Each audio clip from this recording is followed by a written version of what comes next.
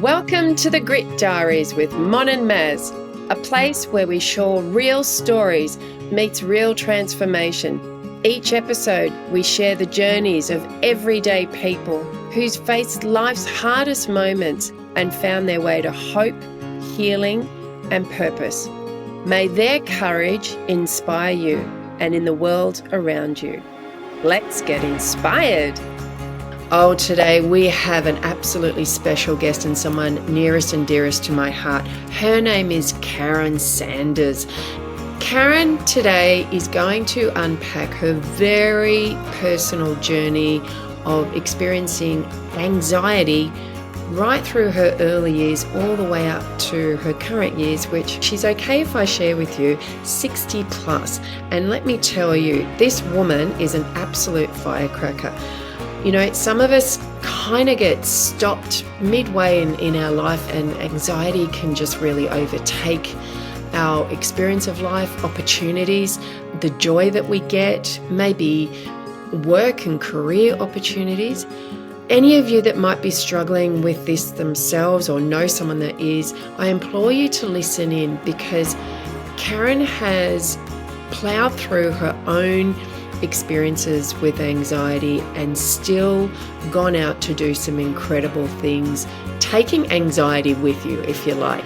If you need some inspiration to know what it's like to just live with anxiety and move through the world with it, I promise you, you'll get so many nuggets of wisdom out of this. She's real, she's raw, she's no holes barred. Let's dive in and hear Karen's story, and I know it's going to be of use to you. Hello and welcome to the Grit Diaries with Mon and Maz. Good morning, Mon. Good morning, Maz. How are you? I'm excellent. So great to be back in the hot seat again. And here we have one of the most beautiful guests I think that we've actually ever had on this podcast. And her name is Karen Sanders. Welcome, Karen. Oh, thank you. Gosh, I've got a lot to live up to. Oh, Karen, you're one of the reasons why I ever got into podcasting, interviewing. You've been such an inspiration to me. And let me tell the audience why. I met Karen, probably about at least 4 years ago. She was a beautiful woman that had her own radio show called Aging Fearlessly. She'd written a book of that same title, and she's inspired so many beautiful people with her words of wisdom in her book, and to not be fearing aging, which is such a topic in our modern day society. And she walks her talk. She's out gallivanting round Tibet or cycling in crazy places and done some really amazing things. And what I've really learned from Karen is just say yes and figure it out as you go. And, you know, I think a lot of our journey with interviewing and podcasting with our Mon and Maz show has definitely been that kind of journey. And she's really harnessed the power of community, for which she has created an incredible platform to be sharing stories. And that platform is called The Story Room. That's held here on the Northern Beaches, and that has also branched out in other areas across Sydney. And it is about bringing people together and sharing people's stories and letting us know that we're not alone. It's also there to help us know that we can achieve our dreams, and really leaning into the community and showcasing what incredible things people are doing, but really about bringing us all together.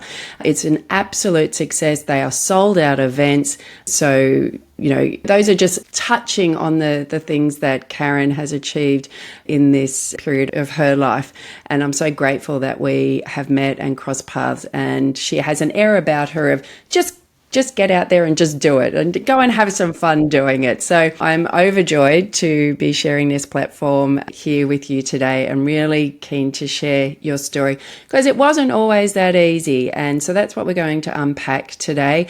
And for our listeners that have had some issues themselves with getting out there and achieving their dreams, Karen here is to share her story around where anxiety has played a part in her life and where that has sort of popped up almost unrecognizable and where she started to see what part it was playing, being able to name it, and the things that she did to actually move forwards despite the challenges with anxiety. So a very accomplished woman, and I'm so grateful that we're going to be able to share the story. So Karen, welcome. And I guess let's just start with where your journey started as a young thing. I believe your childhood was a pretty idyllic one that you had growing up. So let's start there and just unpack part of your life. Well, thanks. Actually, can I just say it's quite strange hearing the things you've done, and you just sort of go, really? Did I do that? But anyway, yes, I did, but it is strange to hear someone else say it. So thank you for reminding me. Pleasure. And thanks, ladies, for having me on. Yeah, I did live a pretty idyllic life. I grew up in the suburb of Little Bay, which was near La Perouse, and I went to La Perouse Public School and Matraville High. My father used to say Matraville High was the finishing school for young ladies. Once you've been there, you were finished. It was a fairly new high school opposite Long Bay Jail. And look, I loved it. It was probably a very male-orientated school because it was around football. Everything was around football, rugby union, rugby league. But you know, I had my own horses. There was a lot of spare land around where we lived. My parents were very much into us being active in swimming. So we raced and we were part of the Brownies. We were part of the Girl Guides. You know, Dad used to take us off with a horse float to horse shows. So if we weren't in the swimming pool, we were on the back of a horse. And if we weren't at a horse show, we were tearing around on Yarra Bay Beach on our horses or swimming them in the bay. And yeah, so it was fairly idyllic. Beautiful. Oh, sounds like one of those magic times growing up and unencumbered by, I guess, all the things that we're encumbered with now. So at that time, when we're looking at what anxiety played in your life, do you have any memories back then that played a part, or it was pretty unencumbered? No, I think I was in a lot of ways an anxious child. So this is sort of, I was a very freckle-faced, fair-skinned redhead, which, you know, my family weren't redheads. And it was also a time of going to the beach and a lot of time on the beach, which I'm now paying for. And, you know, I thought I was a little bit different. I used to always ask Mum, was I adopted? Because I didn't look like anyone else in the family. And she assured me I wasn't, and I'm pretty certain I'm not. 69 years later. It's taken a while, but yeah, I sort of can see the characteristics of the family shining through. That's something I think many people go through, by the way. I think many people wonder who they belong to. Anyway, keep going. Yeah, well, I guess that, yes, there was always this anxiety about school and about doing well, which my parents were, you know, very driven that we had to do well at school. And as much as I could say I was shy, but I could talk, but there was a lot of me that lacked confidence. And I think that the writing was on the wall, you know, right from, you know, 5 or 6 years of age that I, you know, when I was conscious of, you know, myself. Yeah. Okay. And then I guess, you know, perhaps it was there, but then you had this other sort of sense of that outdoorsy lifestyle and other things going on. So it kind of balanced out a wee bit. When did you find that, I guess we're just calling it anxiety? Is that what you call it? Well, I was diagnosed. It's GADS, which is generalized anxiety disorder. I think it was exasperated in my teens. You know, the more conscious, the 70s, the 60s and the 70s, you know, they were pretty hard years. You know, now it's hard. But in those days, you know, it was the surf, the sun, do well at school. You know, there was a lot of things going on and with teenagers, etc. And I just think that it started to, you know, to really shine. Well, I'm going to say it really started to take a grip, not shine through, because it wasn't a shining time, but it started to take a grip back then. So how did it start to manifest for you in the terms of, wow, okay, I'm sort of becoming aware that I'm not myself and having these feelings. How did it actually manifest on, I guess, on a physical level, or perhaps what you were saying to yourself? How did it actually show up?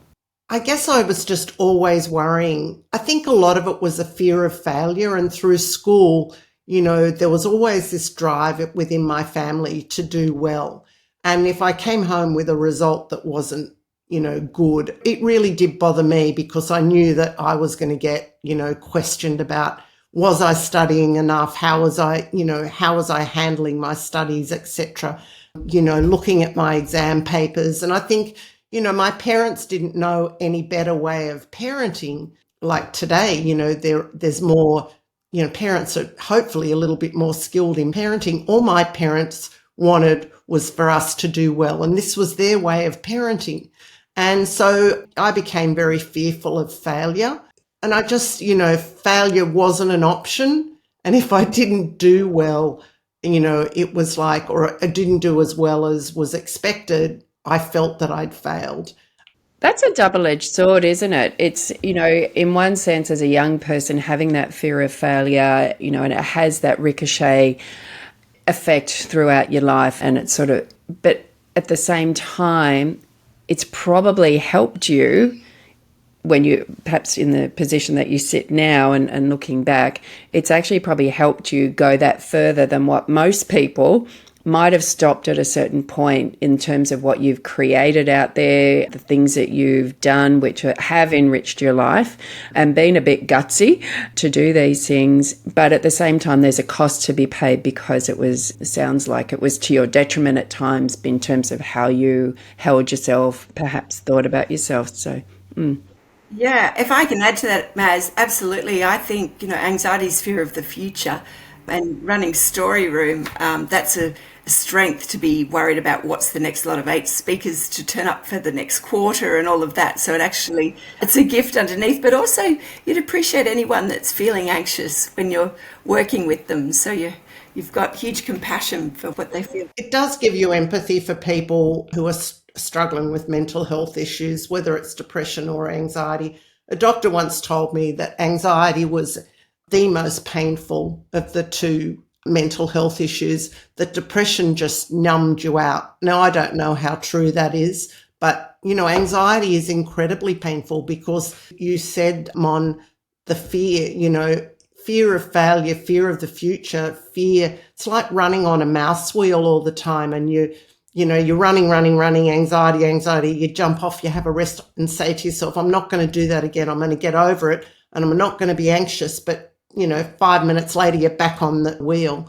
And it's really hard to take yourself off that wheel. And you do need professional help to get off that way of thinking. And, gosh, I'm far from perfect. And there's times my partner's seen me go through times every couple of years. I'll have a session for a couple of weeks where I'll feel myself slide. So, Karen, and as you've grown up into your adult world, you're out there, you're working, what kind of work were you doing, and where did you start to find, as you've you start to move away from your own family of origin and you're independent, where were you starting to find that it was showing up in your life? Well, I went to teachers' college and I studied teaching, and I eventually became a teacher. But by that stage, my anxiety was like, it was bubbling over. I was a melting pot, everything was about anxiety. I did teach for the education department for 7 years, but, I was really struggling. My mother used to just say, just get over it. There's nothing wrong with you, because you weren't allowed to talk about mental health. Within the Department of Education then, you weren't even allowed to tell people you suffered from migraines, because, that wasn't something you wrote down on my sick leave. I've got a migraine. After 7 years of teaching, I decided to take a year off and try and get my act together.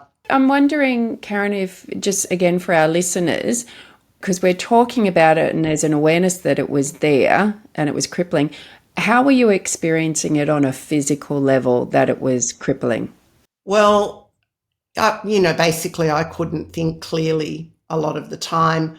I could eat and eat and eat and I would lose weight. I could lose 5 kilos in a week if I really went into a spiral. And I loved food. It wasn't about not eating food. It was just I burnt energy. I had sweaty palms, sweaty feet. I was just, I feared everything in my life. Could you feel your heart racing? Oh, yeah, my heart was racing. It's the most horrible, horrible feeling when anxiety's really got you. Then you go to bed at night, you're so exhausted and you want to sleep, but you can't sleep. And usually anxiety about, for some reason, I don't know whether it's to do with, melatonin in your system, but early hours of the morning, you can feel it already starting up about 4 o'clock as the day's progressing into morning. And by the time I'd get to work at 8 o'clock in the morning, I'd be just a mess and I'd have to hold it all in and teach a class, which I managed to do. That's like, I just kept forcing myself through this. And I did see doctors, but, I saw doctors for hypnotherapy and this, that, and the other. But look, honestly, it didn't help. I was annoyed at one stage. I think a doctor that treated me for a couple of years should have actually referred me to a psychologist, but didn't, or a psychiatrist. I think that, and I was always, they used to say about drugs like Valium, because that was one of the few treatments they had back then. And I always feared having to go on to something like Valium because it was so addictive. I never did it, but that was really one of the choices, one of the only choices that they had. And so you chose not to have medication? No medication. What was for you, for again the listeners out there that thinking about whether or not they would like to go on medication? Obviously it's a personal choice and something between them and their doctors. What for you was an upside and perhaps a downside of not choosing medication at that time? Well, at that time, the downside was the addiction and Valium. True, that was the only reason. I would have done almost anything to get rid of the pain and the anxiety. But I mean, later, and we can talk about it later, I did end up going on medication, which was the beginning of a new journey. And thankfully they have so many different options these days as well, compared to, as you say, back then, the medication of general choice was Valium. So yeah, thank you. So Karen, you've decided not to go down the medication route at that particular time of your life. What were the things that you found helpful in that time, in terms of, was it having an actual diagnosis at some point? Was it friends? Was it a particular modality? Back then, we're talking about, times when people really didn't understand or know anxiety at all. I guess I leaned on a lot of my friends, but, I'm going to change this, this probably isn't what you want to hear, but I ran away from teaching and started working in the film industry. I had a whole lot of freedom. I was out on set, I was traveling around, I was teaching young kids. I only had a couple of kids at a time. And for me, I call it, I really ran away and joined the circus. But so for the next 10 years, I'm going to say from the time I was 37 till I was, 46, 47, I really traveled the globe on the film set and worked with kids. So it allowed me some time to sort of think. I wasn't under the pressure that I was in a classroom. And well, during that time, early times of it, I did see a doctor and I started on some medication. But by that stage, medication was, it was starting to head in a direction that it is now. And I got onto some medication that wasn't addictive. And that was early days of anti-anxiety medication. And then later on, I was able to get onto something that, is more in line with the medications of today. But that was sort of like around my mid-40s. And I eventually decided I can't keep running around the world, looking for contracts for teaching on set. I need to get a real job. So I came back and I did a lot of different things for 4 years, but I eventually ended up in the pharmaceutical industry, of all the drug industry, as a rep for a wholesaling company where I stayed for 23 years, I think 21 years I worked for them. And I think then a combination of medications and learning, having a job that I actually quite enjoyed and being able to develop in new ways to learn new skills, to learn computers, to have training through the company really helped me. I was out on the road a lot of the time, so I wasn't sitting in an office. There's so many things, Mazamon, then that were like, yes, you could learn to meditate, you could learn to breathe, but it was still a little bit, it wasn't easy to find the right thing. And I think that's for everybody with anxiety. You have to find your own way and what does it. For me now, it's swimming and being in the ocean, but also learning, having successes in your life where you start to see that you are capable and building on those successes. And for me, I think that was the key. In my 50s, I did have another major breakdown where I took myself to Northside Clinic and I had 2 weeks in there. And that's when I got on to the now modern day medications, of which I rarely need anymore. And I took those for a long time. But that also gave me the ability to build more skills and to know that I was capable. I think something when you have anxiety, when you feel it starting again, it's so quick to slip because it's a pattern. It's like any pattern, you can slip back into it. So being able to build on those successes is the thing that was the key for me. I love what you're unpacking there, and that it's just multimodality, and some of that is about having a bank account of life experience that avails you evidence that despite having to deal with this, and it's always gnawing away at you, it's an unwelcome visitor, if you like, you, in the meantime, have had all these other successes. You've had a bit of a creative time with working on film sets and helping to use that teaching ability to pour into the kids. And you have that kind of just radiant personality that I assume has been there regardless of what you were experiencing, but you have a very outgoing, give anything a go kind of... Optimistic. Yes. And I don't think anything had a chance at kind of squashing that part of you. I think it's like that amazing speech by Steve Jobs, and you can never really understand looking forwards, but you can sort of connect the dots looking back. And when you look at the stepping stones of your life, and unfortunately, for you, it was hard because it was riddled with that anxiety. But all those little stepping stones has led you to where you are now, and that you can harness all the things that are around you. And I'm sure, that there's elements that you're still dealing with today.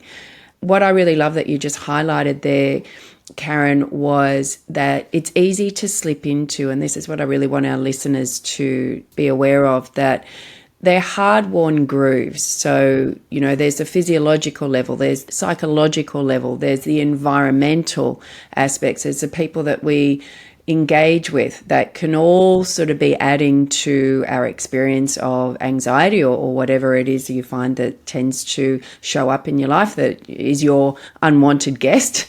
But they're like the record players, aren't they? They're the grooves, they're the hard-worn grooves that we've had to work through and find ways of trying to play new tracks. But just being aware, you're just human. They're there, but there are ways. We know so much more about neuroplasticity. It's about being open to looking at different ways. As you said, Karen, one of the big things for you was swimming, being in that cold water, being out with those amazing people that I know that you connect with down at Manly. And sometimes it's just allowing yourself to go on a little bit of a, what do they call it, a sojourn, a little bit of a journey to discover what might work well for you.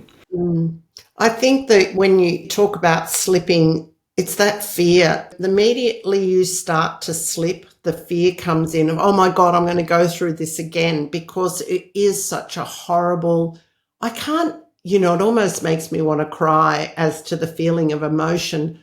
You can't explain to someone what it's like, that what's going on in your head, which is so horrible. But I used to just think that I was going crazy and that no one else in the world experienced this but me. It's a very lonely feeling. And, I think any mental health issue these days, having someone to talk to that's a professional, and you might have to go through 4 or 5 to find the one that works for you, or the things that work for you, or the people that you surround yourself with, like, my swimmers. Most people don't know these days that I suffer from anxiety, like as you've described what I do, because I don't come across like that. Just the very fact you're sharing this will give inspiration for many listeners, Karen. And I have to also suggest, apart from professional people, people with lived experience, like just hearing your story, I think the power of, I sat on the board of Lived Experience for 9 years, that the miracles that happen when one person can share with another, that I've been there. And I understand exactly what you're going through. Can I tap into your swimming for people who might be wanting to get ideas about swimming? What do you love? You're down at Manly, aren't you? Yeah, so I really love the water. Gosh, I've just spent a week snorkeling in New Guinea with 23 of my friends and my partner. We do some amazing traveling trips, like swim treks where we swim, 4 or 5 kilometers a day. That's a holiday. We're going on one in a few weeks in Komodo. So we go to amazing places and we swim. But for Manly, just being in the ocean, it's very healing. And there's a lot of evidence around the ocean. We call it vitamin C, SEA. And, SEA. Going out there and swimming, sometimes because you want to swim hard, sometimes because you just want to look at the fish or the cuttlefish, or sometimes because you just want the company of good people. When I was writing my book, I used to swim across the bay there, and, chapters had come into my head while I was writing, and, Well, it touches more than one. They say if it's mental, physical, emotional, and spiritual all in one as recreation. So you've got the spiritual being in the ocean, the mental, you've got some time to yourself, physical, obviously swimming, and the emotional because you're with others. So you're ticking it all 4. And they say that's one of the most, if you can think of how it hits all 4, rather than swimming on your own in a backyard swimming pool, there's a big difference being in the ocean, swimming with some friends that you enjoy being with. it's very meditative, and they say that it's like moving meditation. You watch your arms moving through the water. I often watch the water coming off my fingernails. I say it's like mercury because it's like silver bubbles floating down the backs of my hands. It's a wonderful feeling. We really appreciate you being vulnerable and packing a lot of this story, and I know it's going to be really valuable. And I'm sure, as you mentioned before, that people that would see you, Story Room at Bucketies in Brookvale, would see you and think that this woman has, my gosh, she's inspiring, she's confident, she's created this, wow. But behind the scenes, there is so much that you have had to work through to allow yourself to be someone, to create something like this, to show up every month, and the work that it takes to get something like that together and to keep going and to be able to go off and do these amazing trips that you do. It's all part of the puzzle of sort of being able to allow yourself to be on that platform and everything else that you're involved in. So what do you feel as you sort of look back on your time span in dealing with this guest, unwanted guest, but as kind of hang around for a few decades? What has been, now when you look back, the wisdoms that have come from it, if any? What would you be able to, it's hung around, so it's been there to teach you something. What do you feel, or not, that has been valuable about it? What it's taught you about humanity, taught you about yourself, taught you about relationships, if there's anything there that you'd like to share? Yeah, I guess it's taught me that we're never alone, that other people suffered the same sorts of things that I have, that, it's just not something you suffer alone. There's plenty of people out there suffering depression or anxiety. Some people, unlike me, they won't talk about it. They're ashamed of it, or they fear talking about it. That's not me. I don't mind who knows. Someone used to say, my mother used to say, don't ever tell anyone yourself, you'll never get a job. Well, what do you do if you bottle it up? Other people don't share their experiences of anxiety or mental health issues, if they bottle it up, if you bottle it up, they're not going to come and say, look, I suffered from this, whether you're suffering from an eating disorder, or there's so many disorders these days that they now have highlighted. And, we can all be better people by sharing and helping one another. It has made me more empathetic. If you see me on stage, lots of stories make me cry, or lots of happy stories make me cry. And I don't care if I get up on stage and I cry, because that's just me. I've got tears a little bit again now. And yeah, it's taught me a lot of things. It's taught me about myself. It's taught me about the world. It's made me more interested in the world. It's made me, and the story room from creating that has made me interested in other people's stories. And by sharing those at the story room, other people are learning in the same way that I've learned, that we all have a different story, whether we've been scammed, whether we've been, had a terrible accident, but life can go on and can get better. And I think there's some of the lessons that I've learned. I think age is also, really helpful. Wisdom as you get older. It's hard when you're young and you've got so many things ahead of you, but I think the wisdom when you look back and unpack is really important. And talk to someone that's older and listen to them. Listening to someone that's older and their experiences is truly amazing. And I've learnt from many, many people, and I've, all the things I've done, a lot of them haven't been things I've invented or decided to do and started from scratch. I've watched and looked and learnt from other people, sometimes silently, others, yeah. I think that's lovely you're talking about listening to wise elders. I know my yoga teacher says that to live a karmic life, we're to listen to our wise elders, tread softly, and then pass on our learnings. And if we do that, we're in the karmic way. One other thing that I'm going to mention this, because for me, some of the things I never listened. This is like, I think I went through life and I wasn't really listening. And I think that's because I was so focused on how I felt that I wasn't listening or hearing what was going on around me. And even now, I discover words in songs, or I listen to people and I really listen, actively listening. And I think listening is really important for people. Whenever you're listening to someone, you're learning something, but you can also maybe help them and understand them better. So I think listening is one of the most important skills that we can learn in life. To me, it's in my latter part of life, it is the most important thing I've learned. And in you saying that, I can almost hear the joy in you of reaching a place where you manage the anxiety to a point where it's, okay, I'm kind of out of my own way, and just the joy of like, wow, this has always been available.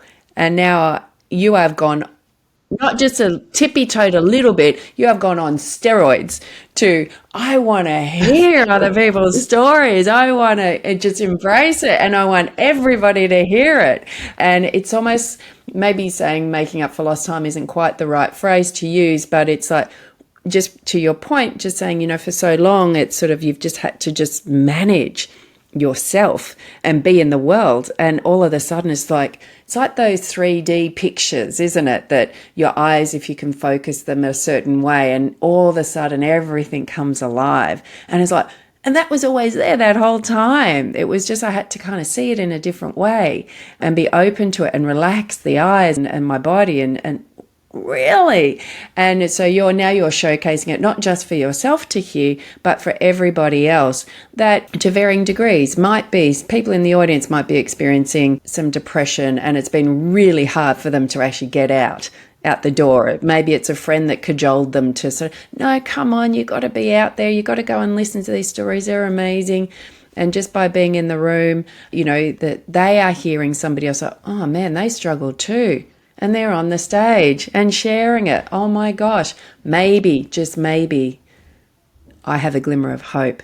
Something, being in the audience at your story room, I always remember this lady that I sat next to, and she said what she really loved and why she kept turning up was these were not brushed up, polished stories that were rehearsed for, to the nth degree, and feeling like, yes, they'd be great stories, but feeling like they couldn't relate. They said that I feel like I'm watching myself on stage, that I related to what they were saying. And they liked it being a little bit, just the ordinary folk that were sharing their journey in their way.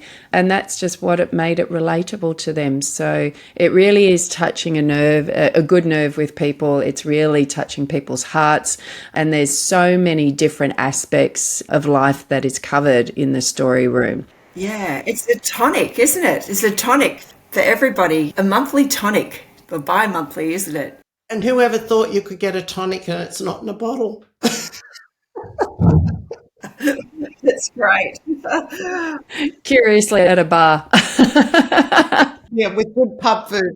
Thank you so much for being our guest here today, Karen, and I really appreciate your sharing of your story, and I really hope that it inspires listeners that whether it be anxiety, whether it be something else, or, just name it, don't be afraid of it, be okay to look at it a little bit more closely with a professional, and it's okay to think that you're not, you are not alone, and maybe there's a few little nuggets of wisdom if you're willing to look down that path, and just know that all of us are dealing with something, and for whatever reason, whatever is part of your life, you can still go out there, create magic, do the things that you want to do, but please reach out and talk to someone.